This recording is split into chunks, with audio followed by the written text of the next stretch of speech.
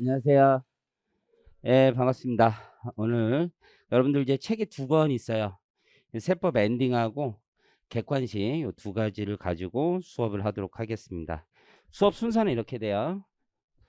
우선 부가 가치세를 할 거고, 그다음 소득세법을 할 거고, 법을 할 거고, 우리 정규 강의에선 그다음 법인세법을 합니다. 이렇게 정규에서 요 세 가지를 한다라고 생각을 하시면 돼요. 그래서 회계사 시험이라면 그리고 세무사 시험 보면은 요게 한 75% 정도 차지한다고 보면 되고, 요것도 한 75% 정도 차지한다고 생각하시면 돼요. 세무사 시험에는 국세 기본법이 추가로 되고, 국세 징수법, 그리고 조세범 처벌법, 그리고 국제 조세 조정에 관한 법, 이렇게 돼요. 요 두 문제, 두 문제, 네 문제, 네 문제, 이렇게 해서 12문제 추가로 나와요. 요거는 나중에 공부하셔도 늦게 공부해도 아무 상관없어요. 회계사 시험은 국세 기본법이 4문제 이상 나와요. 4문제나 5문제. 요거는 좀 공부를 미리 해두시면 좋아요. 왜냐면 2월 달에 시험을 보기 때문에 조금 늦어요. 그렇기 때문에 동영상이 있기 때문에 4, 5문제 정도 공부하면 되고, 그 개정이 그렇게 많지 않아요. 국기법은 약간 있는데, 뭐 후발적 경정 청구 사유나 제척기가 약간 추가된 것밖에 없기 때문에 공부하셔도 아무 상관이 없어요. 그리고 지방세법, 그리고 상증세법, 이렇게 있어요. 상증세 2문제, 지방세 1문제, 이렇게 나온단 말이에요. 그러니까 이쪽 범위가 조금 더 많다라고 생각하시면 돼요. 상증세는 공부를 하시는 게 좋아요. 왜냐면 세무회계를 보이기 때문에 공부를 하는 게 좋고, 지방세는 그냥 포기하는 거예요. 포기. 한 문제 나오는데 공부 양이 되게 많아. 그래서 할 수가 없어요. 그래서 뭐가 나온다 못하는 거 그냥 포기하는 거야. 포기. 그냥 깔끔하게. 지방세만 있는 게 아니라 종부세 합쳐서 한 문제 나오기 때문에 그냥 안 하는 거야. 그냥 그렇게 생각하시면 돼요. 이렇게 공부하시고, 계산 문제를 포기하고서 대충 하겠다, 그것도 별로 바람직하진 않아요. 계산 문제도 다 풀어보시고 한다라고 생각하시는 거예요. 계산 문제를 푸셔야지, 풀 줄 알아야지 세무회계를 잘하는 거야. 예, 이런 친구들이 있어요. 세무회계를 한 다음에 난 객관식을 하겠다. 좀 어려운 거 많이 푼 다음에 객관식 하면 좀 쉽지 않냐, 이렇게 생각을 요즘에 많이 하더라고 보니까. 이것도 바람직하지 않아요. 원래 이제 공부라는 게 스텝 바이 스텝이 좋거든요. 그러니까 한 단계 한 단계 한 단계 올리는 게 더 좋지, 이게 막 어려운 거 하면, 좀 쉬운 거 하면은 좀 괜찮지 않냐, 이런 생각을 되게 많이 하는 거야, 대학생들이 보면. 근데 그건 그때그때 최선을 다하지 않는 거야, 보면. 그러니까 세무회계 대충 하면, 좀 대충 해도 객관식 잘할 수 있겠지. 그러니까 대충 해서 요거를 좀 잘할 수 있겠지라는 생각인데, 뭘 해도 다 최선을 다해서 맞추는 게 중요하지, 대충 해서 요거 좀 거기서 중간하면 여기 와서는 잘하지 않을까, 이런 생각인데 별로 바람직한 공부 방법은 아니라고 생각해요. 여기서 1등 해야지 딴 데 가서도 1등 하는 거야. 그런 생각을 가지고 하시길 바랍니다.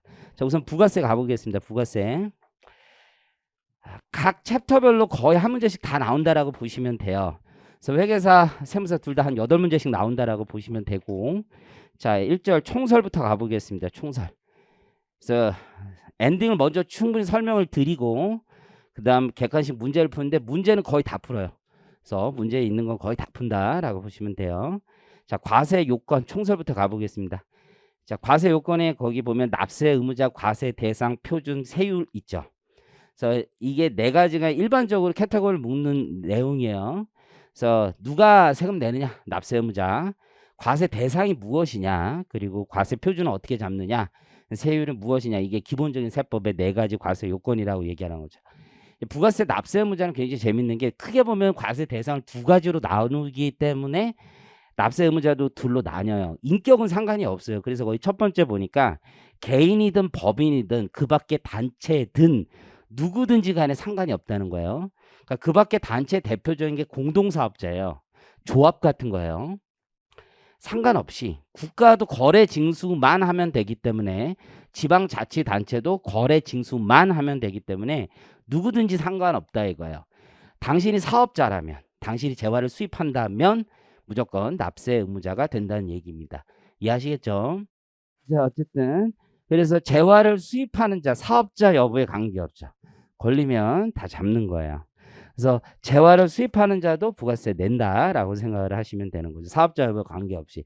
근데 인격은 상관없지만 사업을 해야 돼요. 국내에서 재화나 용역을 공급하는 자라면 사업자라면 부가세 납세 의무자가 된다. 과세 대상은 두 가지 역시 된다는 거예요. 그러니까 과세 유형이 두 가지이기 때문에 납세 의무자도 두 가지 유형이다. 그래서 첫 번째가 사업자가 행하는 재화 또는 용역의 공급이 있을 테고 두 번째 재화의 수입이 있다는 얘기죠. 그러면 용역의 수입은 어떻게 되느냐? 이거는 거래징수 의무가 있는데 이때는 대리납부라는 제도가 있습니다. 이 대리납부라는 건 내가 과세 사업을 하는 사람이면 대리납부 의무가 없습니다.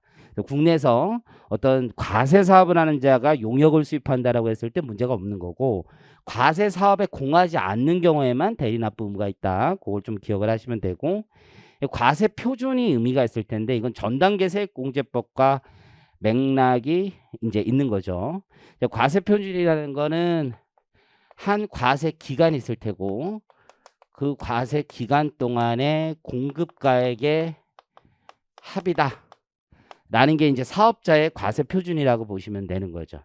그러면 이 과세 표준이 과세 기간 동안의 합인데 한 거래 공급가액의 과세 표준이라는 건 사업자 단계에서 보면 A, B, C 이렇게 했을 때 A, B, C가 우리 최종 소비자 엔드 유저 고객에게 공급하는 금액을 본다면 이렇게 넘어왔을 거 아니에요. A가 B에게 100, B가 C에게 300에 공급하고 C가 500에 공급한다라고 하면 500이 공급가액이고 이게 과세 표준이라는 거죠. C가 이 C 단계에서 창출한 부가가치는 보통 매출에서 매입을 뺀 거니까 200일지라도 공급가액 자체가 500, 이 거래 전체 부가가치 합이 과세 표준이 된다라는 얘기입니다. 그 내용이 거기 동그라미 1번이에요. 해당 거래 단계에서 창출된 부가가치가 아닌 전체 거래 단계에서 창출된 부가가치 합이다. 이론적으로 봤을 때 그 뜻으로 이해하시면 돼요. 이게 전 단계 세액공제법의 특징이다. 다른 말로 하면 우리 부가가치세라는 게 소비세로서 다단계 소비세란 말이에요. 매 단계별로 부가가치세를 거래 징수하라고 돼 있고 이중과세 문제가 생기다 보니까 이 다단계 소비세에서 전체 공급가액을 과세 표준으로 삼되 이전 단계에서 과세된 부가가치세는 매입세액으로 공제하는 방식의 우리 전 단계 세액공제법을 쓰고 있다라고 생각을 하시면 되고 부가가치세가 두 가지 과세 유형을 가지고 있으니 동그라미 2번은 재화 수입에 대한 과세 표준을 얘기하고 있는 거죠. 재화 수입에 대한 과세 표준은 관세의 과세 가격에 각종 간접세를 모두 다 포함한다는 걸 잘 기억하셔야 돼요. 여기서 이제 우리 부가가치세법이 각종 간접세들을 국내 공급에도 다 포함하고 있다는 것도 같이 기억을 하시고 무슨 얘기냐면 국내 공급에 있어서 직매장에 내가 반출한다 라고 했을 때 붙는 각종 간접세가 있을 거예요. 뭐 농어촌 특별세든 개별 소비세든 이런 금액들도 같이 항상 부가세 과세 표준에 붙는다는 거예요. 의미 이해하시겠죠? A 사업장에서 B 사업장으로 넘길 때 개별 소비세가 붙으면 그 개별 소비세는 과세 표준에 항상 붙는다라는 것도 잘 기억을 하시고 세율은 0% 아니면 10% 두 가지가 있습니다. 두 번째 이제 법에 보면 항상 용어의 정의부터 시작을 하고 있습니다. 그러니까 사업자가 공급하는 재화 또는 용역이 과세 대상이니까 우선 재화의 정의가 물론 필요할 거고 재화라는 건 거기 보시면 재산적 가치가 있는 거예요. 경제적 가치가 있는 물건 또는 권리를 재화라고 얘기를 하는 거예요. 그럼 물건이 뭐고 권리가 무엇인지가 중요할 테고 물건은 거기에 정의가 상품, 제품, 원료, 기계, 건물 등 다 예시인 거고 모든 유체물이 첫 번째 물건일 테고 두 번째가 관리할 수 있는 자연력이 되면 물건이 될 겁니다. 권리라는 건 광업권, 특허권, 저작권 등 다 예시이고 물건 이외 재산적 가치가 있는 것이라면 다시 권리라고 얘기하는 거죠. 결국은 다 재산적 가치가 있으면 물건에 포함되고 권리에 포함된다라는 얘기예요. 가로를 보시면 창고증권, 선화증권은 이렇게 돼 있죠. 어떤 권리를 표창한 유가증권이 있을 텐데 이 유가증권이 재화이냐라는 거죠. 유가증권의 대표적인 것 중에 하나가 어미나 수표예요. 근데 어미나 수표는 이 유가증권 자체가 물건을 화체하고 있지 않아요. 그러니까 얘를 준다고 해서 이 안에 재화가 녹아 들어가 있지 않다는 얘기예요. 근데 거기 보시는 창고증권이나 선화증권 같은 경우는 임치물의 반환을 수반할 수가 있어요. 그러니까 창고증권을 넘기면 물건이 함께 넘겨지는 경우가 된다는 얘기예요. 그렇다면 그 경우는 재화에 공급이 될 수가 있다는 얘기입니다. 그 물건을 수반한다는 얘기예요. 그 임치물의 반환을 수반한다라는 표현을 가지고 있는 겁니다. 핵심은 임치물의 반환이 수반되느냐. 비교해서 거기 개념이 나와 있죠. 동그라미 1번에 보면 화폐, 수표는 결제 수단에 불과합니다. 그래서 유가증권일지라도 재화로 보지 않습니다. 같은 맥락으로 가상화폐, 코인이라고 얘기하는 것들도 지급 결제 수단에 불과하기 때문에 재화가 되지 않고 우리가 주식을 판다, 회사채, 채권을 판다 라고 했을 때도 역시 재화가 아닙니다. 비교 개념으로 출자 지분의 현물 반환이다 라는 것도 거기 나와 있죠. 재화의 공급이므로 이는 과세 대상이다. 이건 뭐냐면 내가 이제 A 법인이 있는데 법인의 갑이라는 주주가 있을 거예요. 그럼 주주가 있으니까 여기 주식이 있을 텐데 그러면 내가 첫 번째 금전의 출자가 있을 거예요. 금전 대신에 기계장치 얘가 사업자라고 가정을 하고 기계장치 같은 걸 넘기고 주식을 받아요. 그런 걸 현물 출자라고 하고 이 금전으로 반대 이제 기계장치 현물 출자를 하는 것도 사업자로서 공급이 되는 건데 지금 하는 얘기는 뭐냐면 야, 나 이거 사업에서 돈을 빼고 싶다. 엑짓하고 싶다라고 하면은 반환을 해준단 말이에요. 그럼 현금으로 반환을 해줄 수도 있지만 현물로 반환을 해줄 수도 있단 말이에요. 그러면 A법인 역시 사업자가 되고 이 사업자가 우연히 일시적으로 유형자산을 현물로 반환하고 있는 거예요. 그러면 이거 역시도 다시 반환이니까 물건을 주는 거예요. 주식을 없애고 감자가 됐든 자기 주식이 취득이 됐든 주식을 반환받고 현물을 주는 것이기 때문에 거기 보시는 것처럼 출자 지분의 현물 반환은 다시 재화에 공급이 된다는 얘기예요. 이해하시겠죠? 상품 결제 수단에 불과한 상품권이다. 이것도 결국은 재화가 아니란 얘기죠. 다만 상품권과 재화가 교환되는 경우에는 회사는 재화를 공급하는 게 될 겁니다. 회사 입장에서 먼저 돈을 받았을 땐 상품권을 받았을 땐 선수금을 수취한 것에 불과한 거고 자 오른쪽에 용역이 나와 있습니다. 용역은 재화 이외에 어떤 재산적 가치가 있는 모든 영무 그 밖에 행위로서 다음에 해당하는 것을 말한다라고 정의가 되어 있습니다. 용역은 기본적으로 업을 이해하는 겁니다. 업은 사업의 구분과 관련되어 있는 거고 주요 업이 나와 있죠. 대표적인 게 건설업과 부동산업이 있을 거예요. 그래서 건설업과 부동산업은 용역 쪽에 들어가는데 이 중에서 재화로 보는 것들이 있기 때문에 주의를 요하는 거고 첫 번째가 부동산 매매업이에요. 매매업. 그래서 부동산 매매업 또는 그 중개를 사업 목적으로 나타낸다. 그러면 부동산을 파는 거예요. 그러면 건설회사가 부동산을 지어서 판다.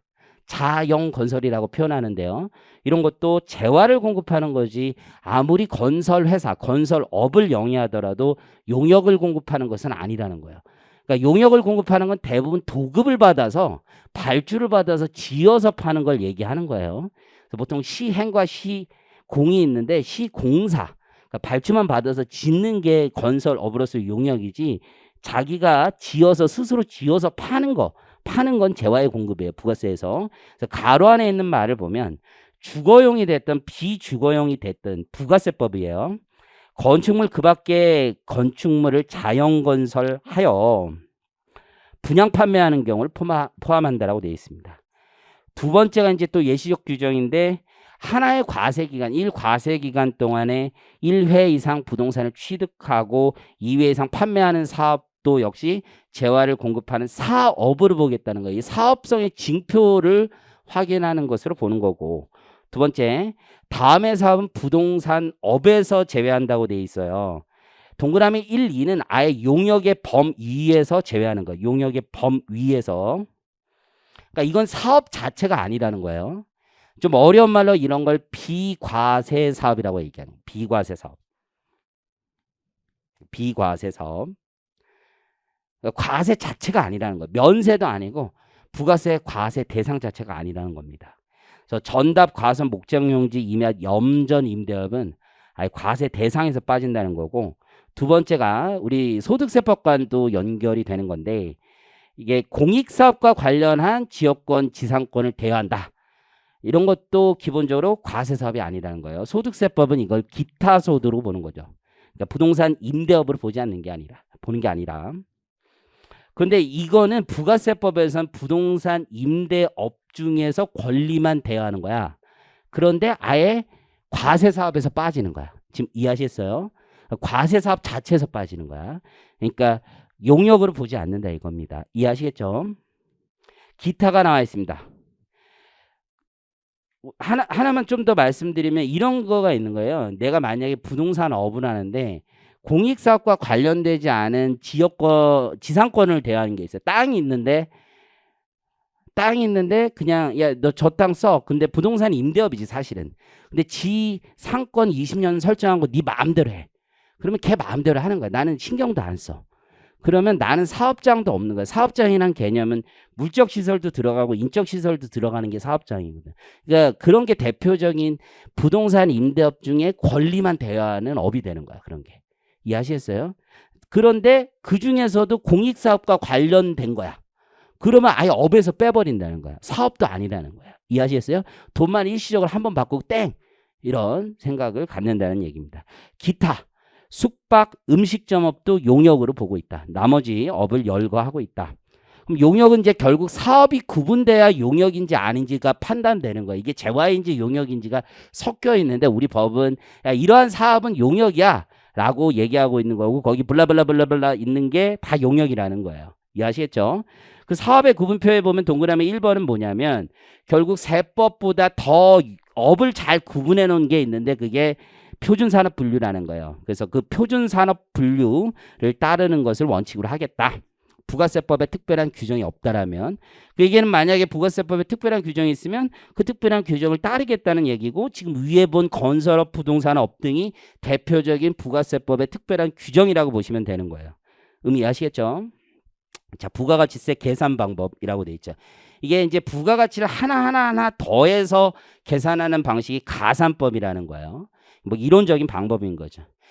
부가세라는 게 최종 소비자에게 계속 단계별로 과세하면서 전가해가는 방식인데 이 방식은 그게 잘 나타나지 않아요. 그래서 별로 바람직한 방법이 아니라는 거고 전 단계 거래공제법이 있는 거고 세액공제법이 있는데 우리는 세액공제법을 쓰고 있는 거죠.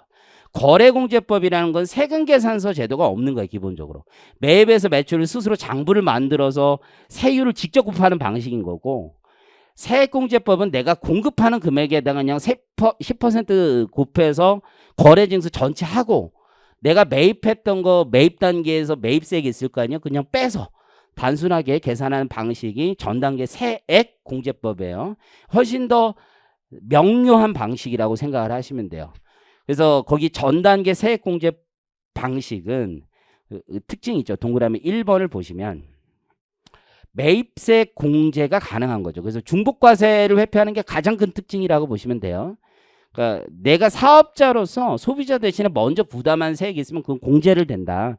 중복과세가 되고 단계별로 지금 세금계산서 제도를 통해서 과세가 되고 있기 때문에 나의 매입세 공제를 받기 위해서 저쪽 상대방의 매출이 다 드러나서 탈세 위험을 낮추게 되는 거고 만약에 전 단계 거래공제법을 쓴다라면 세액공제법이 아니기 때문에 영세율이 안 된다고요. 이해하시겠죠?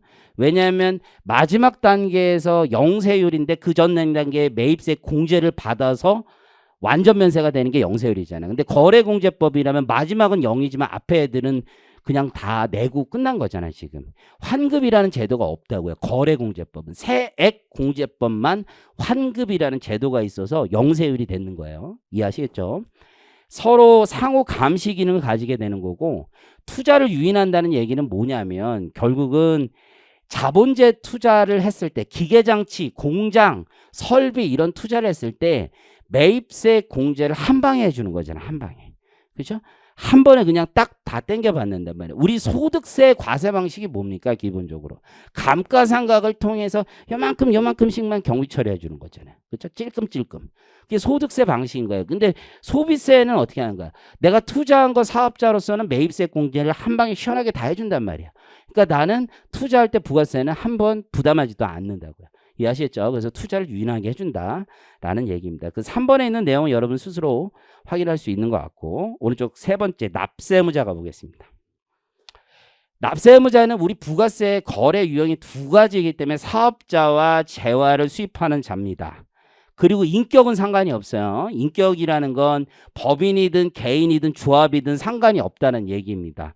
첫 번째 내용이고, 그럼 사업자는 뭐냐? 부가세법에서는 이렇게 정의하고 있어요. 사업자란 사업 목적이 영리든 비영리든 관계없이, 이거 소득세하고 다른 내용이죠.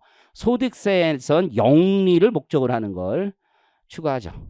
왜? 부가세법은 거래증세예요. 최종적으로 부가가치를 부담하는 자는 소비자이기 때문에 거래징수만 하면 돼요. 그러니까 재화나 용역을 공급하는 자가 사업자이면 되지, 이 사업자가 계속적이고 반복적으로 재화나 용역을 공급해서 거래징수할 능력이 있으면 되는 거지, 영리든 비영리든 상관이 없습니다. 사업상 독립적으로 부가세 과세 대상 재화나 용역을 공급하는 자라면 사업자다라는 얘기입니다.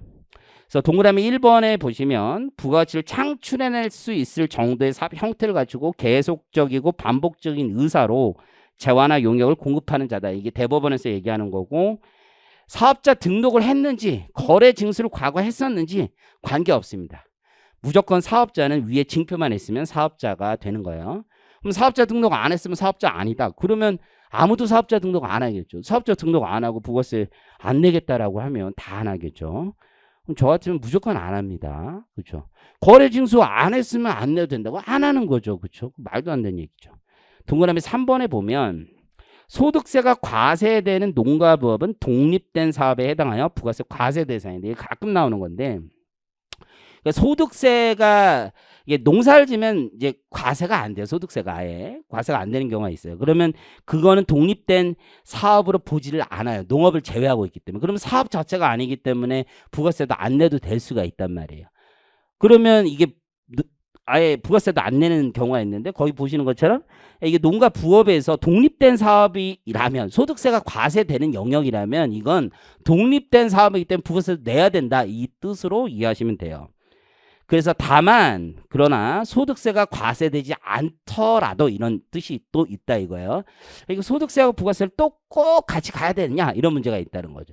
이거 농가 부업이라고 봐서 농민들이 요 정도 규모는 농가 부업이니까 소득세는 안 내도 좋은데 이거 부가세는 내야 되는 거 아니냐. 왜냐하면 그 소비하는 애들한테 부가세는 거둬라고 얘기하는 게 맞지 않겠느냐라고 해서 거의 단서를 주는 거야. 의미 이해하시겠죠? 그래서 민박, 음식물 판매, 특산물 제조, 전통자 제조 뭐 이런 것들은 부가세는 거둬라고 얘기를 하는 거고, 이해하시겠죠? 축산, 어록, 잉어 이런 건 부가세 이런 건 거둬오지 않아도 좋겠다라고 얘기를 하고 있는 거다라고 보시면 돼요.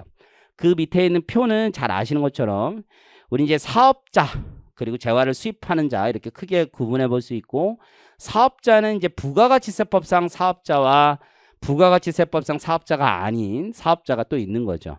그래서 면세 사업자가 있습니다. 그래서 면세 사업자는 소득세법 또는 법인세법상 사업자는 될지언정 부가가치세법상 과세되는 재화나 용역을 공급하는 자가 아니기 때문에 부가가치세법상 각종 납세 의무를 이행할 필요는 없습니다. 그래서 부가세법상 사업자는 아닌 거고, 다시 부가가치세법상 과세사업자는 두 가지 유형으로 나뉩니다. 일반 과세자와 간이과세자로 나뉘는 거고, 그래서 영세율 적용이 되는지는 간이과세자 여부하고는 특별히 상관은 없습니다. 밑에 신탁의 경우가 나와 있죠. 이 신탁이라는 건 이렇게 구성이 되어 있는 거죠.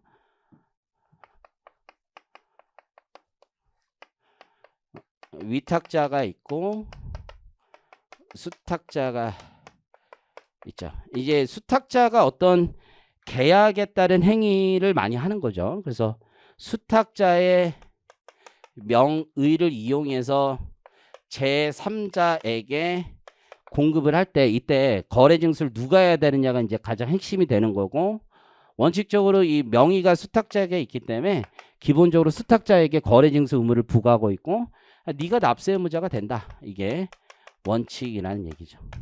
그런데 위탁자가 명의를 쓰거나 위탁자의 명의로 부동산 임대계약 등을 하고 있거나 혹은 실질이 위탁자다라고 하면 위탁자에게 거래 징수 의무를 두고 있는 거죠.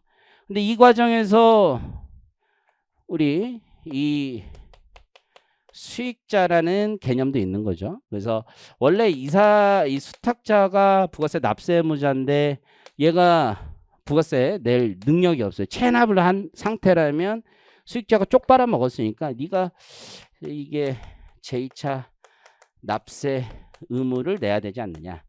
국세 기본법에서도 배우게 되는 내용인데 항상 체납하고 얘를 껍데기로 두고 있고 여기서 돈을 가져간다라고 하면 제2차 납세 의무를 두게 돼 있는 거예요. 그런데 얘가 이제 납세 의무자가 돼요. 예를 들어서 명의가 이쪽이고 실질이 얘가 납세 의무자다. 그럼 얘가 납세 의무자인데 이쪽에서 체납을 한다. 그렇죠? 그러면 이 징수권이 또 확보가 안 돼 있는데 돈은 어디에 꽂혀 있냐면 여기 통장에 다 꽂혀 있어요. 그러면 납세 의무자는 위탁자지만 돈은 여기에 있으니까 여기 보고 물적인 납세 의무를 져라라고 얘기하는 게 이제 보충적 납세 의무가 되는 거예요. 그 내용들이 거기에 이제 자세하게 나와 있는 거고, 표를 보면 이렇게 되어 있습니다. 납세 의무자는 원칙적으로 수탁자예요. 수탁자라는 게 자산운용사, 신탁회사 이런 애들이기 때문에 신탁회사는 수많은 위탁자들로부터 다 신탁을 받았어요. 그런데 A로부터 신탁받았다고 해서 B, C, D 위탁자들의 재산까지 침해하면 안 되기 때문에 거의 가로 안에 있는 것처럼 신탁 재산별로 각각 별도의 납세 의무가 있는 겁니다. 예외는 다음 중 어느 하나에 해당하는 경우에는 다시 위탁자를 납세 의무자로 본다라고 되어 있는데, 위탁자의 명의로 공급한다라고 되어 있죠. 위탁자의 명의. 그러니까 계약상 법률상 원인 행위를 위탁자로 한다는 얘기가 되는 거고, 대표적인 게 신탁은 거기에다 걸어놨지만 부동산 임대계약은 위탁자가 한다던가 뭐 이런 것들이 있을 테고, 두 번째가 위탁자가 실질적으로 지배 통지한다 라고 했을 때도 다시 위탁자를 납세 의무자로 하는 겁니다. 근데 보충적 납세 의무자라는 건 수탁자가 체납한 경우에 수익자가 실질적으로 돈을 쭉 빨아갔으니까 수익자 네가 내라 라고 하는 걸 제2차 납세 의무라고 하는 거예요. 그러니까 껍데기를 두고 실질적으로 돈을 가져간 놈이 따로 있을 때 항상 2차 납세 의무를 부과하는데 그땐 수익자가 되는 거고, 위탁자가 체납했을 경우에는 위탁자가 경제적인 이익을 다 취하고 있는 거예요. 근데 돈이 어디에 있냐면 다른 사람 통장에 있는 거야. 다른 사람 통장에 항상. 그때는 수탁자에게 물적 납세 의무를 지게 하고 있습니다. 이해하시겠죠? 마지막으로 하나는 뭐냐면 이거야, 이거. 원래 이 위탁자 앞에 있었던 부동산을 신탁 계약을 설정하면서 수탁자 앞으로 명의 이전을 시키는 거예요. 그럼 우리 부가세법상 원래 재화의 공급이라는 게 소유권 이전을 전제로 한단 말이에요. 그럼 소유권이 여기 넘어갔으니까 이게 부가세법상 재화의 공급이냐? 아니라는 거예요. 형식적인 이전이 있지만 실질적인 이전이 없다. 왜 실질적인 이전이 없냐면 수탁자가 진짜 내 거라면 어떻게 해야 돼요? 이걸 소비할 수 있어야 되는데 이거 소비할 수가 없단 말이에요. 자기 마음대로 사용, 수익, 처분 권능이 없어요. 그렇기 때문에 형식적 이전에 불과하기 때문에 이건 공급이 아니다. 이것도 마찬가지. 이것도 다시 반환에 불과하기 때문에 공급이 아니다 라고 보는 거고, 수탁자를 경질하고 제3의 수탁자로 변경하는 거 역시 재화의 공급이 아니다 라고 하는 게 그 밑에 비교해 있는 내용입니다. 그래서 실질적 소유권 이전이 없기 때문에 꽁꽁꽁 나와 있죠. 위탁자로부터 수탁자에게 신탁재산을 이전하거나 신탁 계약이 종료되어 수탁자로부터 위탁자로 다시 이전되는 행위 등은 일괄적으로 재화의 공급으로 보지 않겠다라는 얘기예요. 과세 기간 가보겠습니다. 이 부가가치세, 소득세, 법인세 모두 기간과세 세목이기 때문에 납세 의무 성립이 과세 기간 종료일에 돼요. 과세 기간이 언제냐 중요하겠죠. 과세 기간이라는 게 결국 과세 표준을 정하는 시간적 단위가 되는 거고, 이제 일반 과세자와 거기 보시는 것처럼 간이 과세자 크게 두 가지로 나뉘게 됩니다. 일반 과세자 역시 계속 사업자, 신규, 폐업, 합병 이렇게 나뉠 수 있고, 주로 문제가 되는 건 신규 사업자나 폐업자가 문제가 되겠죠. 뭐 객관식까지 왔는데 계속 사업자가 문제가 되는 사람이면 그 사람이 문제가 되고, 그렇죠? 신규 사업자라면 이제 맨 처음에 스타트가 되는 건 사업 개시일부터가 이제 보통은 최초의 과세 기간이 되는 거예요. 그럼 만약에 6월 30일이다. 그럼 이게 과세 기간이 되는 거야, 원칙적으로 사업 개시일. 이해하시겠죠? 그런데 사업자라면 매입세 공제를 받기 위하여 부가세 신고 과세 기간 단위를 매입세 공제를 받기 위해서 먼저 신청을 할 수가 있잖아요. 그래서 등록 신청일을 특례로 둘 수 있다 이겁니다. 사업자 등록을 발급받은 날이 아니에요. 등록 신청하고 나서 며칠 있다 발급받을 수 있기 때문에 등록 신청일을 기준으로 하는 거예요. 사업 개시는 언제냐? 제조업이라면 거기 보시는 것처럼 제조 개시하는 날이라고 보시면 돼요. 보통. 폐업은 어떻게 되냐? 폐업이래. 폐업일. 사업을 사실상 개시하지 않은 날, 미개시일이라고 보시면 돼요. 그래서 사업 시작 전, 밑에 폐업에 사업 시작 전 등록한 사업자, 매입세 공제 받겠다고 먼저 사업도 하기 전에 등록을 했어요. 근데 그것도 시작을 안 했어요, 얘가. 사기만 하고 뭔가 안 한 거죠. 그렇죠? 공부한다고 책은 샀는데 이거 아닌가 보다. 이거 뭐 버린 건 뭐 그런 거네. 등록일부터 폐업일까지를 과세 기간으로 보고 폐업 의제일까지 매입세 공제 받은 금액을 당연히 다 추징하겠죠. 그렇죠? 그래서 그런 케이스가 있다. 그리고 합병의 경우는 합병 등기일까지를 하나의 과세 기간으로 보는데, 합병하면 이제 합병 법인이 있고 피합병 법인이 있을 거 아니에요? 그러면 피합병 법인이 문제가 되는 거지, 합병 법인은 계속 사업을 하고 있으니까 문제가 되지는 않을 거예요. 그러니까 이게 합병 회계할 때도 피합병 법인만 손익이 이제 잠기는 거고 합병 법인 그대로 가지고 가는 거잖아요. 뭐 그렇게 생각하시면 되고, 간이가세제는 과세 기간을 1년 단위로 두고 있는 걸 원칙으로 하는 거죠. 그래서 예정 부과를 하는 거고, 실제로 자기가 신고하고 싶은 사람은 특례 규정에 따라서 신고만 할 수 있는 거죠. 간이가세를 포기하게 되는 경우에는 일정 기간까지는 간이가세, 그리고 그 다음은 일반과세로 바뀌게 되는데, 이게 월할 단위예요. 월할 단위. 그래서 보시면 포기일이 속하는 달의 말일까지를 간이가세, 그 다음 달부터를 일반 과세로 가는 거죠. 이게 일할로 가는 건 면세는 일할로 갑니다. 면세는. 하지만 간이가세는 월할로 가는 거고, 과세 유형이 변경되는 경우가 있죠. 그래서 공급대가 8천만 원을 기준으로 일반에서 다시 간이로 가는데, 이게 매출 집계 준비 기간이 있기 때문에 다음 해 2기부터 가는 거예요. 7월 1일부터. 그래서 거기 보시면 8천만 원 미만이 되면 일반에서 간이로 넘어갈 텐데, 상반기까지는 일반을 유지해주고 하반기부터 간이로 넘어간다. 이렇게 생각하시면 됩니다. 그 반대 케이스도 하반기부터 간이에서 일반으로 넘어간다라고 생각을 하시면 되는 겁니다. 다음 페이지 가보면 납세지가 나와 있어요. 납세지. 이 납세지는 관할의 개념이에요. 납세지는 관할의 개념입니다. 관할 세무서 같은 거 있는 거죠. 그렇죠? 관할이 중요한 이유는 세무조사 같은 건 관할에서 해야 돼요. 관할에서 하지 않으면은 적법한 조사가 안 되는 거예요. 그래서 그걸 잘 기억을 하시면 되는 거고. 그래서 1차에서 나왔을 때 이쪽이 좀 잘 나오고 이쪽이 나왔을 때 잘 틀려요. 여러분들이. 왜냐하면 이게 사업장의 개념 이런 것들을 잘 모르시기 때문에 많이 틀리는 거야. 말이 어려워요. 개념이 좀 없으면 좀 어려울 수가 있어. 일단 납세지를 보면 사업자는 사업장을 원칙으로 해요. 우리 부가세는 이게 원칙이에요. 사업장 단위인 거예요. 사업장 단위. 근데 특례로 야 나는 인을 기준으로 하고 싶다. 그게 사업자 단위가 있는 거야. 사업자 단위. 관할에선. 그러니까 사업장 단위가 있고 사업자 단위가 있는 거야. 나를 기준으로 해주고 싶다. 나를. 이해하시겠죠? 총괄 납부는 관할하고는 원래 상관이 없어요. 이게 부가세법 앞쪽이 지금 관할이잖아. 총괄 납부가 53조의 2에 있어. 앞에 지금 6조, 7조, 8조 이런 거 배우는 건데 총괄 납부 원래 뒤에 있어. 그냥 납부만 별도로 하는 거야. 관할하고 하등 상관없는 거야. 그냥 납부만 퉁쳐서 하는 거야. 이게 사실은. 관할은 이쪽이야 원래. 그러니까 사업자 단위로 나를 기준으로 하겠다. 의미 이해하셨어요? 그냥 한 통속으로 하겠다는 거야. 한 통속으로. 한 장.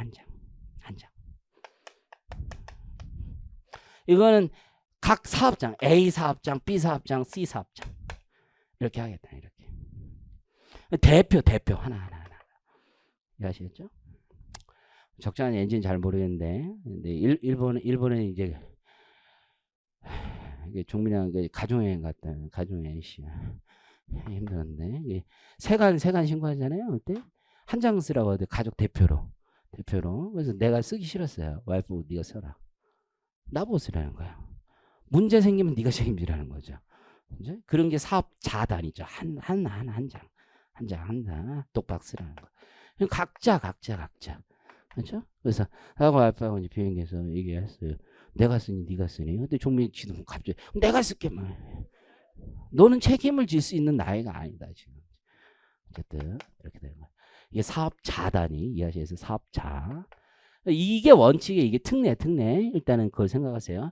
야, 그럼 사업장은 뭐야? 이 개념이 있는 거야. 개념이 원래 개념. 사업장은 사람이 있는 거야. 사람과 물이 있는 거야. 그러니까 인적 시설이 있는 거고 물적 시설이 있는 거야. 우리 기본 강의 때 많이 배우잖아. 사업장은 사람도 있고 거기에 물적 시설도 있는 거야. 사무실도 있고 원래 사람도 있는 거야. 일하는 애들도 있고 그게 원래 사업장이야. 원래 여기 법전에는 없지만 개념상 그런 거야. 지점, 영업소 뭐 이런 게 원래 사업장이에요. 큰 개념으로 보면 그런 게 있어야 사업장이야. 거래를 할 수 있는 거. 거래를 하려면 인간이 있어야지. 뭔가 처리를 해주는 애들이 있어야 될 거 아니야. 아무것도 없이 어떻게 하겠어. 이해하시겠죠? 큰 개념은 그런 거야. 이게 말들이 원래 세부 조항이 되게 많아. 시행규칙 이런 거 보면은. 근데 그런 것들이 계속 나와. 안 보던 말들이. 그렇게 봤을 때 응용을 하려면 그런 생각을 하는 게 되게 중요해. 그런 생각. 이게 인간이 있냐? 여기엔. 딱 이 질문을 봤을 때 여기에 인간이 있겠느냐? 이 생각을 해. 그 생각이 안 떠오르면 뭐 어쩔 수 없는데 그거는 이제 자기 배경 지식이나 백그라운드의 문제에 이제 봉착하게 되는 거. 인간이 있겠느냐? 여기 그런 걸 좀 생각하시면 좀 더 쉬운 거고. 거기 보면 사업자는 원칙적으로 사업장 소재지마다 다 관할이 있는 거예요. 그럼 내가 사업장이 한 5개 있어. 진짜 피곤한 거야, 그러면. 세무서 5군데에서 와서 힘들게 할 수 있다는 거예요. 이해하시겠죠? 거기 보시면 주사업장, 총괄, 납부사업자도 다 동일하다는 거예요. 5군데에서 피곤하게 할 수 있다 이거예요. 아주 미쳐버리는 거지. 납부만 주사업장, 총괄, 납부사업자도 납부만 하는 거지 5군데에서 힘들게 할 수 있다 이거예요. 예전에 내가 롯데마트 경정청구를 했는데 경정청구서를 100개를 넘게 해서 100개를. 사업장마다 써야 돼. 100개를 써. 나중에는 번호 넘버링을 해도 여기다. 그러면 다 보내 다. 그러면 그쪽에서 거부 통지서를 준다고. 행정에서 이제 소송할 생각은 거부 통지서는 100 몇 군데 관할해서 다 보내. 그럼 받으려면 회계법이 뭐 회사 본점에서 받으면 되게 편할 거 아니야. 본점을 보내는 게 아니라 관할로 보내. 그러면 마트 같은 데 있잖아. 마트에 그럼 회계팀이 다 있는 게 아니야. 본점에만 있지. 그럼 어디로 오냐면 캐시어 그 여사님들한테 보내요. 여사님들이 받았으면 이거를 여사님들이 회계팀 뭐 본점에 보내줘야 되잖아. 송달이 안 돼. 여사님이 받긴 받았는데 이게 뭐지? 버리는 거야. 전달이 안 되는 게 꽤 많아, 꽤. 우리 못 받았다, 우린 전달됐다, 뭐 이런 얘기 되게 많이 해. 진짜 되게 피곤한 거야. 그러니까 왜 납세자들은 그렇게 많은 사업장을 가지고 있으면 하나로 하는 게 훨씬 더 편해요. 그렇죠? 스타벅스 같은 데 생각해봐요. 스타벅스 전국에 방방곡곡에 다 있잖아요. 세무서 단위별로 봤을 때 없는 데가 없을 거 아니에요. 그걸 어떻게 다 관리해? 그러니까 그런 데들은 무조건 사업자 단위를 쓸 수밖에 없어요. 그렇죠? 그러면 사업자 단위를 쓰는 데는 관할을 어디로 해야 되겠어? 그 중에 아무 데나 할 수 있는 데가 아니에요, 여러분들. 이거 관할은 여기서는 자기 집 주소로 하는 거야. 자기 집 주소. 대빵 주소로 해야지. 대빵 주소. 이해하시겠어요? 지점 따위로 할 수 있는 게 아니야. 무조건 본점이에요. 이거 상법에 따라 가는 거야. 상법에 따라. 본점으로 가요. 주사업장 총괄 납부에서는 납부 따위는 아무 데서나 해도 되는 거야. 납부 따위는 여러분. 납부 따위는 지점에서 하든 뭐 하든 상관없어요. 그렇죠? 하지만 관할은 아무 데도 이게 법률적인 거예요. 본점에서 하는 거예요. 첫 번째. 이건 잘 기억을 하시고. 사업장이 없대요. 이럴 수도 있냐? 이럴 수 있어. 왜냐하면 물적, 인적 이게 다 있어야 사업장이 있는 거거든. 근데 인과 물이 분리되어 있는 경우에 뭐 운수업을 한다. 그러면 차는 계속 돌아다니는데 인은 한 군데 있잖아. 그러면 사업장이 없다고. 개인 택시 하시는 분들 뭐 이런 분들 시작해서 그러면 어떻게 하냐? 그러면 이거 어떻게 할 수 없어. 특히 개인들이 이런 경우가 많아. 법률적으로. 그러면 사업자의 주소나 거소로밖에 할 수가 없어요. 의미 이해하시겠죠? 그래서 야 이거 인이 없고 그리고 내가 법률적으로 어떤 특정 장소가 없어. 사업자 등록을 어디다 딱 해놨으면 좋겠는데 그것도 없어. 그러면 무조건 주소야 주소. 이게 특히 언제 제일 많이 나오면 옆에 써요. 결정 또는 경정. 결정 또는 경. 이 제일 많이 나오는 거야. 세무조사했는데 애들이 사업장이 없어. 특히 옛날엔 있었어도 지금은 없는 애들이 많지. 다 털고 나간 애들이 많아요. 뺑뺑이 돌린 애, 이게 좀 너무 전문용어. 옛날에 한번 치고 빠진 애들이야. 치고 빠진 애들이 뭐냐면 한번 사업을 하다가 2년만 하는 거야. 2년만. 어차피 탈살 목적이야 내가. 어차피 한번 치고 치고선 빠질 자료상 들어봤어? 자료상? 처음 들어보나? 세금계에서 팔고 뭐 비사업자든 뭐든 좋아. 나는 뭐 하여튼 간에 조금만 팔고 물건 팔고 막 탈세하고 막 했어. 한 2년 이상 안 돌려. 뺑뺑이로 돌려야 된단 말이야. 2년 이상은 안 돌려. 이거를 계속 돌린단 말이야. 사업장도 뭐 어디가 없어. 이미 다 털었어. 그래도 그럼 관할은 있어야 될 거 아니야. 그러면 누가 관할을 할 거냐 이거야. 옛날 사업장도 필요 없어. 이거는 지금은 무조건 얘 주소지로 가서 주소지 관할 세무서에 찍고 들어가는 거야. 이런 거는. 이해하시겠어요? 그런 경우가 대표적인 경우가 돼요. 이해하시겠죠? 그래서 결정, 경정 이런 게 대표적인 경우가 된다. 그럼 재화를 수입합니다. 재화 수입해. 그럼 이건 새로운 유형이잖아. 관할. 누가 관할 잡아야 되냐 이거. 누가 조사하고 어느 세무서장이 이 사람들 잡아야 되냐 이거야. 이해하시겠죠? 근데 재화의 수입에 대한 부가세 권한을 누가 가지고 있느냐를 잘 생각해야 돼. 이거는. 관세가 붙고 그 다음에 파이널로 부가세가 붙는 거야. 이건. 그래서 거기 보시는 것처럼 이거는 세관 소재지야. 수입 신고하면서 싸그리 다 붙는 거야. 이거는. 그래서 마지막에 타다다다닥 붙는 게 부가세가 붙는 거야. 그래서 보시면 과세권자가 거의 세관장이라고 되어 있는 거야. 세관장. 재화의 수입은 그냥 관할 세무서장이 아니야. 그래서 수입 신고 수리일을 공급 시기로 하고 있는 거고 거의 과세권자도 세관장이 지금 직접 부가세 거래 징수하는 겁니다. 관할의 의미 아시겠어요? 관할은 누가 나와바리로 누가 직접 지금 세금 삥 뜯어 가느냐 이 얘기예요. 좀 표현이 좀 적나라하다라고 생각할 수 있지만 무식한 여러분을 위해서 생각하면 누가 지금 여기 딱 뜯어 가느냐 이거. 누가 지금 빨대 꽂고 쭉 당겨 가냐 이거. 이해하시겠죠? 그럼 사업장 그럼 거래가 있는 곳이에요. 인적 물적 시설이 있어야 돼. 이게 지방세법에서도 다 똑같거든. 다. 국제적인 관할에서도 다 똑같은 거야. 국제적인 관할에서도 어느 나라가 빨대 꽂고 이거 가져가야 되냐 이런 거 다 똑같아요. 그래서 굉장히 사실은 의미가 있는 규정인 거야. 그래서 사업장의 정의가 사업자가 사업을 하기 위해 전부 또는 일부를 하는 고정된 장소야. 이게 개념이 원래는 국제조세에 있는 거야. 그래서 전부만 하면은 어느 나라도 일부 걸쳐 있는 애들이 빨대를 못 꽂아. 그래서 거기 일부도 있는 거야. 이해하시겠죠? 지금은 좀 UN 모델 뭐 이런 게 조금 다르긴 한데 어쨌든 간에 일단은 고정된 장소라고 해. 이게 permanent establishment 이런 어려운 용어를 쓰긴 하는데 이게 고정된 장소의 개념이다. 그런데 대표적인 게 건설 회사 같은 데 생각해봐. 건설 회사. 건설 회사는 사실은 현장이 되게 많아요. 그러면 이 현장을 다 사업장으로 두는 게 원칙인 거야. 잘 생각해 보면. 근데 건설회사는 영세율 같은 거 해외 현장들도 다 영세율 받아야 되기 때문에 그렇게 하기가 싫어서 업무 총괄 장소를 한 군데로 딱 놓은 거야. 현실에서는 사업장을 의제해 버렸어. 본점으로. 근데 이들은 또 어떻게 하고 싶냐? 국내 사업장 같은 거 있죠. 국내 사업장은 본점으로 의제해 놨는데 예를 들어서 뭐 3기 신도시 여기 사업장 저기 무슨 3기 신도시 경기도에 어디 한 군데 있다. 그럼 거기를 또 사업장을 하고 싶단 말이야, 얘네들.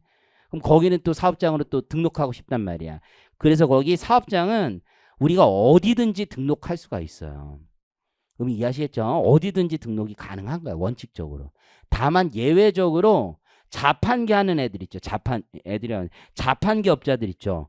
이 사람들은 안 돼요. 왜냐하면 자판기 매출이라는 게 개당으로 봤을 때 얼마 안 돼. 일단은 이유가 간이과세 적용받는 걸 배제하고 싶어. 첫 번째는 쪼갰을 때 지금 이해하시겠죠? 그리고 두 번째는 물적 시설이 있지. 무인 자판기라는 게. 하지만 인적 시설이 있는 게 아니야. 그래서 이론상으로 사업장이 되게 좀 어렵다라고 보는 거예요. 그래서 거기 보시는 것처럼 무인 자판기는 기본적으로 야 추가 안 돼. 하지마. 이렇게 하고 있는 거예요. 제조업, 최종 제품을 완성하는 장소를 사업장으로 보는 걸 원칙으로 해요. 그렇지만 패킹만 이제 포장만 하거나 충전만 하는 장소, 이런 장소, 단순 보관만 하는 장소는 다 제외한다. 이게 뭐냐면 기본적으로 사업장은 거래를 하는 장소. 거래라는 건 계약행위, 법률행위 이런 행위들이 있는 장소. 판매행위 이런 행위. 건설, 운수, 부동산, 매매업. 부동산 매매업에서의 부동산은 재고예요. 재고 자산 창고 같은 데에 있는 거야. 그러면 어디서 거래를 하는 거야? 사무실에서 거래하는 거야. 그래서 거기 보시는 것처럼 해당 법인의 부동산의 법인의 등기부상 소재지라고 돼 있죠. 이게 법률상 용어이고 결국은 본점이라는 얘기죠. 본점. 업무상 총괄 장소가 되는 거고. 부동산 임대업에서는 해당 부동산에서 뭐가 있는 거야? 이게 유형자산이죠. 유형자산이니까 거기에 사무실이 있는 거야. 임대 사무실이 있는 거고. 이해하시겠죠? 거기에 임대 관리인들이 있는 거고. 그러니까 여기가 사업장이 되는 거야. 부동산 임대업은. 이해하시겠죠? 오케이? 그런데 내가 공익사업을 하지 않는 이상은 지상권 같은 것만 임대를 해봐. 지상권만 임대하면 나는 거기에 권리만 주는 부동산 임대업이야. 그런 건. 지금 의미 이해하시겠어요? 그건 진또배기 임대업이 아니야. 그건 아무것도 아니야. 그냥 권리만 임대하는 거야. 그런 부동산 임대업도 있단 말이에요. 지역권, 지상권 임대업도 부동산 임대업은 임대업인데 공익사업과 관련된 거 말고 그런 거는 잘 생각해보면 인적 물적 시설 하나도 안 들어가는 거예요. 그냥 권리만 뜩 돈 주고 네가 알아서 다 20년 동안 네가 알아서 네 마음대로야. 지상권의 민법상 설정기에 20년이야. 20년. 너 몇 살이야? 24살? 부럽다. 네가 산 나이보다 4년만 더, 야, 20년이면 너 4살부터 지금까지야. 그 기간이면 겁나 긴 기간이야. 그거 네 마음대로 하라는 거야. 그렇잖아요? 너의 20년 후에밖에 없는 그 20년 동안 네 마음대로 살라는 거예요. 그 엄청 긴 기간이야. 이거는 본점이야, 본점. 그래서 거기 보시는 것처럼 단 부동산의 권리만 대여하거나 이렇게 돼 있죠. 이런 거는 그 자산이 없는 거야. 거기에 인적 사무실이 있을 수가 없어. 본점만 있는 거야. 본점만. 개념이. 이해하시겠죠? 그 자산관리공사, 예금보험공사, 정리금융기관, 뭐 토지공사 이런 데들 있죠. 이런 데들도 부동산 임대가 되게 많은데 다 정부 대행기관이야. 정부 대행기관은 그냥 한 곳으로 몰아줬어. 이게 특례야, 특례. 정부가 하는 거는 다 그냥 업무 총괄 장소야. 금감원부터 다 정부 대행기관은 업무 총괄 장소를 해줬어요. 무인 자판기도 업무 총괄 장소. 특수한 경우 있어요. 동그라미 1번 정부야, 정부 그냥. 정부가 원래 하는 사업은 면세. 정부가 공급하는 거. 그렇지만 법에는 민간업자와의 경쟁 등이 있는 경우에는 예외적으로 과세하는 것들이 있죠. 그게 대표적인 게 부동산 임대업이 있단 말이야. 그럼 부동산 임대업이면 각 사업장마다 사업자 등록을 내고 사업장을 보지만 정부 하는 사업은 그냥 한 곳으로 몰아주는 거야. 왜? 믿어요. 관할을 여러 군데에서 힘들게 할 필요가 없는 거야. 우리끼리 뭘 이해하시겠죠? 그래서 거기 보시는 것처럼 업무 총괄 장소라고 보고 있는 거예요. 관할이 뭐야? 빨대 꽂고 세무조사 하겠다는 거야. 근데 정부가 하는 거야. 정부 대행기관이 하는 거야. 그냥 한 곳으로 몰고 여기서 하겠다는 거야. 여러 군데서 힘들게 하지 말라는 거예요. 이해하시겠죠? 동그라미 2번. 다단계 판매원이 재화 또는 용역을 공급하는 사업이라고 돼 있어. 이거는 뭐냐면 다단계 판매원들이면 이게 뭐 등급이 있겠지. 뭐 에메랄드, 사파이어 뭐 이렇게 다 등급이 있을 건데 그 모든 사람들이 업장이 있는 게 아니야. 잘 생각해 봐봐요. 그 사파이어 그 사람들은 그 사무실은 여기에 있고 각자 주소지가 있어요. 그럼 인적 시설, 물적 시설을 보면 자기가 인이지. 밑에 애들 인도 있겠지 물론. 하지만 물적 시설은 자기가 안 가지고 있어. 그렇죠. 자기 사무실이 어디 있어 사실은. 그러니까 이들이 사업자인지 아닌지 되게 어려워. 그 대원 판례들이 많아. 그래서. 근데 어쨌든 사무실이 있다고 자기가 사업자라고 하더라도 이들을 관리하는 관할은 한 군데서 하는 게 훨씬 더 무조건 편한 거야. 이건 다 똑같은 애들이니까. 그죠? 지금 이 건강식품, 그렇죠? 이 건강식품 있잖아. 다이어트, 설사약인지 다이어트약인지 알 수 없는 이 식품을 파는데 지금 이 식품을 파는데 이걸 한 군데에서 관리해 주는 게 훨씬 편한 거야. 그래서 거기 보시는 것처럼 다단계 판매원이 상시 주재하여 거래 전부 또는 일부를 하는 별도의 장소가 있으면 그 장소를 몰아버린 거야. 지금 의미하시겠죠? 사업자가 비거주자나 외국법인인 경우에는 얘들 본점으로 해버리면 난리 나는 거죠. 미국 가야 돼요? 그런 거 아니잖아. 거기 보시는 것처럼 국내 사업장이 된다. 자, 오른쪽에 직매장, 하치장, 임시사업장. 직매장은 판매 시설을 특별히 갖춘 장소에 거래 전부 또는 일부를 한다고 봐야 되겠죠. 그래서 이들의 사업장은 별도의 사업장으로 의제해버린 거죠. 의제. 그러니까 사업자 등록해라 이렇게 법에 되어 있고, 하치장이라는 건 재고 보관 장소에 불과해요. 창고에 불과해요. 그러니까 하치장에서는 거래가 일어난다 그러고 보지 않아요. 계약행위, 법률행위가 일어난다라고 볼 수가 없다라는 거고, 의미 이해하시겠죠?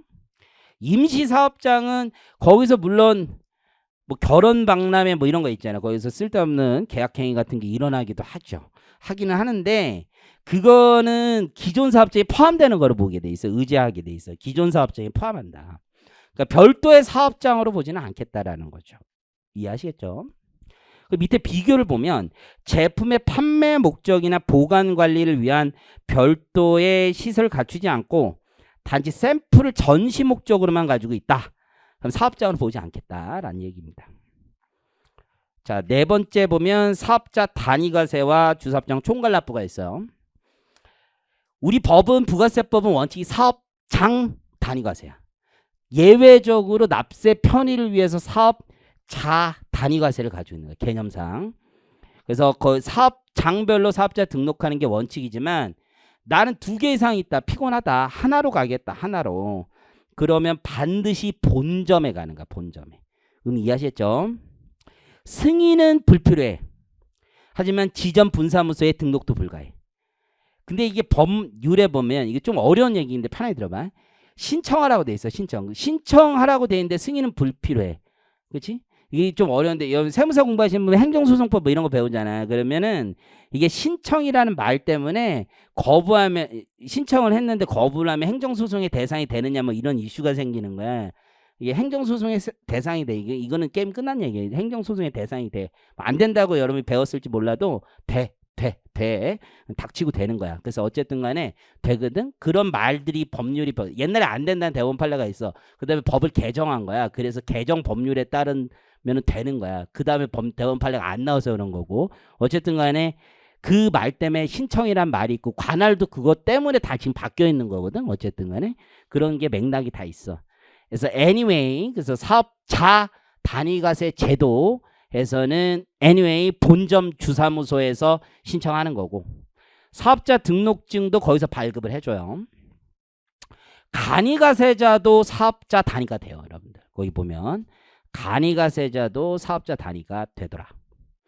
그러니까 사업자 단위면 되게 커야 되니까 간이가세자 안 될 것 같다라는 이제 막연한 생각이 들긴 하는데 뭐 안 된다라는 얘기가 없어. 그러면 되는 거야. 자, 그러면 나는 2개 이상이 있었어요. 그러면 여기 있다가 근데 여기로 가고 싶을 거 아니야. 그럼 어떻게 가느냐? 언제부터 가느냐가 이제 시험에 잘 나오는 거. 언제부터 가느냐?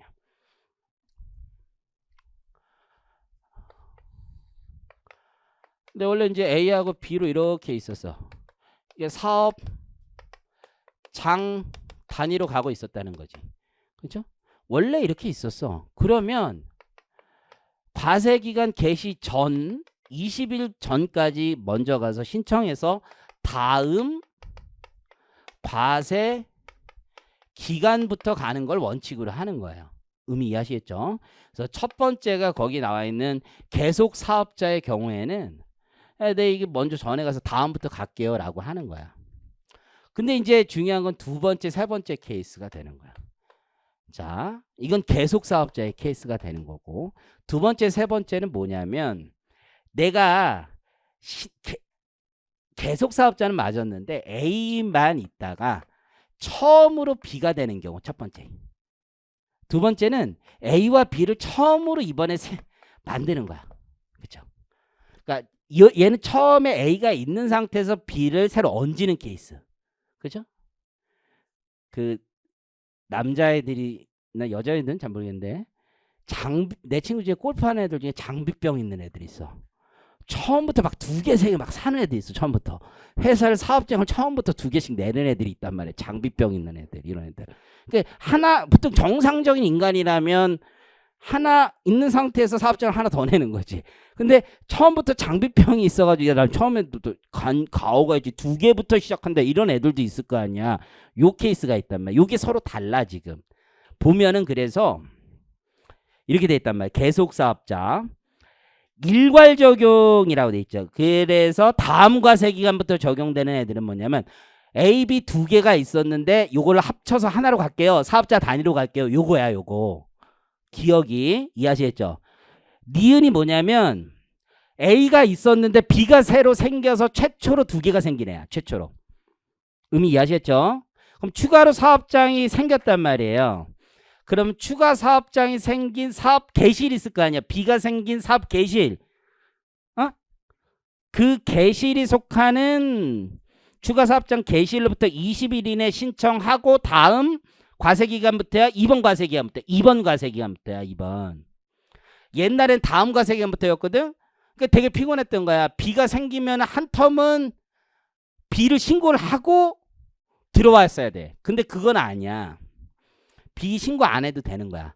합쳐서 신고하되 언제까지 신청해야 되는 거예요? B의 사업 개시일로부터 20일인 거야. 요 말을 정확히 해야 돼. 얘 사업 개시일로부터 20일. 왜? 얘가 사업자 등록을 언제 받는 거야? 사업 개시일부터 20일 이내 사업자 등록 받게 돼 있잖아. 그러니까 얘가 사업자 등록 받으면서 같이 신청하면 되는 거잖아. 사업 개시일로부터 20일. 이해하시겠죠? 근데 얘는 같이 시작하는 애들 아니야. 같이 시작하는 처음부터 B는. 그래서 신규 사업자 있죠. 얘도 A, B는 2번은 신규 사업자. 얘는 사업 개시일로부터 20일 이내 신청인 거지. 그치? 이해하시겠죠? 그래서 거기 신청일이 속하는 과세 기간부터 역시 사업자 단위 과세에 적용한다. 그러니까 1번의 니은이든 2번이든 처음부터 사업자 단위가 들어갈 수 있는 건 맞아요. 오케이. 그렇지만 둘이 어떤 모습인지는 잘 기억을 하시고. 자, 적용 효과가 있죠. 잘 아시는 것처럼 첫 번째 우리가 간주 공급에 있어서 직매장 반출의 경우에는 재화의 공급으로 본다라는 규정이 있지만 주사업장 총괄납부 사업자나 사업자 단위과세 사업자는 과세거래를 보지 않죠. 그 규정이 적용이 될 거고 부가세 신고 납부를 하나로 할 거고 세금 계산서 발급이나 수취도 사업자 등록증이 하나니까 하나로만 간다는 얘기입니다. 여기까지 이해하시겠죠? 주사업장 총괄납부 가볼게요. 이거는 신고는 사업장별로 다 하는 거예요. 신고는 오로지 납부만 한 곳에서 하는 겁니다. 승인 요건은 아닌 거고, 이 취지는 이제 뭐 단순한 거죠. 왜냐면은 이게 사업장별로 신고 납부하게 되면, 특히 납부를 하게 되면 어느 한 사업장에선 납부세액만 나오고 어느 한 사업장에서 환급세액이 나오게 되는 경우는 환급하는데 시간이 걸리잖아요. 그러니까 자금 부담, 자금 경색이 일어날 수 있으니까 거기 보시는 것처럼 납세자의 자금 부담을 완화할 필요가 있으니까 서로 상계쳐서 납부하게 되면 납세자로서는 자금 부담이 완화될 수 있겠죠. 경감될 수 있더라. 주된 사업장은 본점 또는 주사무소, 이제 법인의 경우는 지점을 주사업장으로도 할 수 있다. 개인의 경우는 주사무소, 이해하시겠죠? 신청 포기, 요거 한번 자세히 볼까요? 얘도 이제 마찬가지겠지. 일괄 적용은 신청 포기. 20일 전까지 신청 포기. 이 기억은 요 케이스인가요? 요 케이스. 두 개 잘 가고 있다가 다음 과세 기간부터는 저는 총괄 납부하겠습니다 라고 하는 거죠. 그래서 여기 전까지 20일 전까지 가서 다음 과세 기간부터는 저는 한꺼번에 퉁쳐서 납부하겠습니다 라고 하는 거예요. 이게 단지 납부만 영향이 있는 게 아니라, 왜냐하면 사업장 간의 거래에 있어서 세금 계산서 발급 의무 면제 이런 게 적용이 될 거 아니야. 그렇기 때문에 다음 과세 기간부터 할 수밖에 없는 거죠. 이번부터 할 수 있다 이렇게 되는 건 아니야. 두 번째, 최초로 사업장이 2개. 그러면 이 경우도 추가 사업장의 사업 개시일부터 20일 이내 신청해서 그 신청일이 속하는 과세 기간부터 총괄 납부하면 돼요. 지금 이해하시죠? 꼭 다음 과세 기간부터 가는 건 아니에요. 근데 동그라미 2번이 좀 재밌어. 2번은 주된 사업장에, 거기 밑줄 그어볼까요? 사업자 등록을 받은 날로부터 20일 이내 신청하라는 거예요. 요거는 지금 이해하셨죠? 앞에는 사업 개시일로부터 20일이 있지만 요거는 사업자 등록증 받은 날로부터 20일 이내 신청하시는 겁니다. 그래서 신청일이 속하는 과세 기간부터 총괄 납부하는 건 맞는데 사업자 등록증 받은 날로부터 20일 이내 신청하시면 돼요. 오케이? 그래서 좀 달라요. 변경 신청서 제출 있죠. 그래서 밑줄 그어놓으시고, 나는 이제 종된 사업장이 신설했어. 사업자 등록증이 겁나 많을 거 아니에요. 그렇죠? 그래서 변경 신청서를 누구에게 제출하느냐, 요것도 의미가 있는 거예요. 그래서 종된 사업장이 들어왔어. 그러면 그래서 강남 세무서에 있고 삼성 세무서에 있어요. 그럼 삼성 세무서를 새로 넣은 거야. 새로 차렸어. 그럼 삼성 세무서 이제 서장님이 기대가 좀 있겠죠. 우리 돈 들어오겠다 이제. 부가세 좀 들어오겠다. 그런 상태에서 총괄 납부를 해. 그럼 저쪽 주된 사업장 강남 세무서로 해. 그럼 삼성 세무서에다가 얘기를 해야 되느냐, 강남 세무서에다가 돈 더 들어와요 얘기를 할 거냐, 삼성 세무서에 기대하지 말라고 얘기할 거냐, 이 얘기지 지금. 너 같으면 삼성에 얘기하겠니? 강남에 얘기하겠니? 어디? 삼성. 너 같으면 삼성이죠. 거기 보면 종된 사업장 관할 세무서장에게 기대하지 말라고 얘기하는 거. 기대하지 말라고. 그래서 기대하지 말라 이렇게 얘기를 하는 거죠. 종된 사업장을 주된 사업장으로 변경하는 거죠. 변경. 그렇죠? 이건 뭐야? 종된 사업장, 이게 강남 세무서에서 삼성 세무서로 변경한다는 거지. 그렇죠? 그 경우에 주된 사업장으로 변경하려는 사업장 관할 세무서장에게 얘기하면 된다는 얘기예요. 이해하시겠죠? 요 변경하려는 사업장 관할 세무서장에게, 삼성 세무서장에게 얘기해 주면 된다는 거죠. 또 이제부터 돈 들어갑니다. 이렇게 얘기해 주면 된다는 얘기예요. 적용 제외. 이게 총괄 납부는 보시는 것처럼 총괄 납부가 부적당하다고 인정하거나 주된 사업장에 빈번히 이동한다던가 그 밖의 사정. 예시 규정에 결국 1, 2번도 이제 총괄 납부가 적당하다고 인정되지 않는 경우에도 적용하지 않을 수 있는 예가 있습니다. 그 정도 기억하시면 되고, 사업자 등록 좀 쉬었다 할까요? 쉬었다 하시죠.